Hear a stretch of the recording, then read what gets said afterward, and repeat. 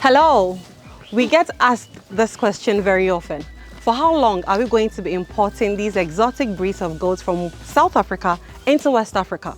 Number 2, is it even sustainable? Number 3, what happens to local farmers who are interested in starting their goat farm business with these exotic ones but can't afford them right now? Today I come bearing all of the answers to these questions for you.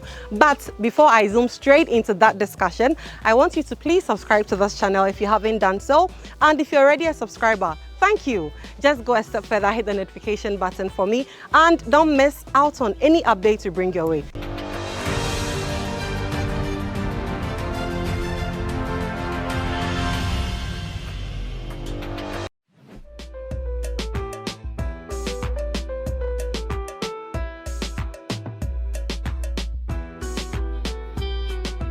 To question number 1, for how long are we, as in farming in Africa, going to be importing exotic breeds of goats from South Africa into West Africa? I've got the answer for you. The answer is we would stop when we have been able to breed these exotic goats in West Africa to a number that is good enough such that we don't have to import again. I hope it makes sense to you. But as it stands, at our farm, you don't buy and consume. Let me just put it out there. It's a breeding center. So we are going to be breeding them to a point where they are enough right here in our West African region so that we don't have to import from South Africa anymore. Before I go into question 2, which is it sustainable? In the long run, it's not. I mean, we'll be honest with you. We are dealing with live beans. We account for mortality sometimes and all of that comes with handling live beans. But let me just zoom into this discussion with this baby right by me. This baby is exactly 4.5 months old. That's a boa goat. For those of you who don't know this breed, that's the breed with a brown or red neck and the rest of the body being white. It was born and bred right here in West Africa, specifically at our farm. We get questions a lot about, do they thrive in the West African region? Yes. And I always show people these babies. They're actually 3 siblings. One is in the pen. I don't know what it's doing. But yeah, born and bred here, they are doing fantastically well.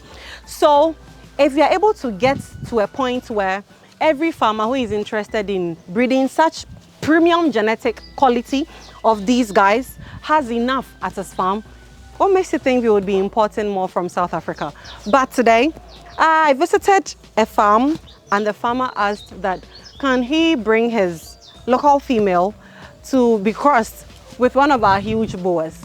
And you know, it's an experimental farm, right? We've tried a lot of experiments, and that's how come we are able to confidently tell you we have proven concepts which we share with you basically for free so that you can also do it right. But in one of our experiments, and if you've ever seen the boa I'm talking about, after crossing the local female, guys, see the disparity.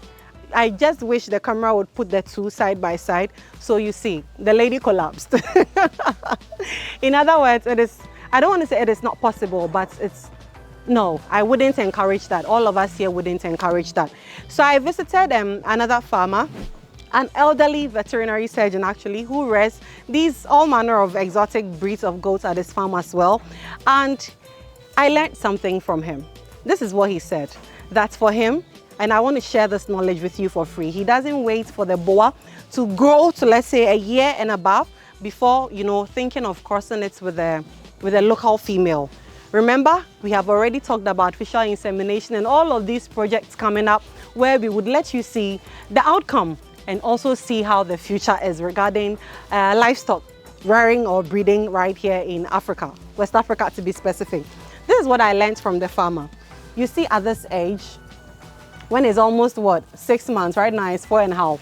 When it's almost 6 months, this male can cross the local female.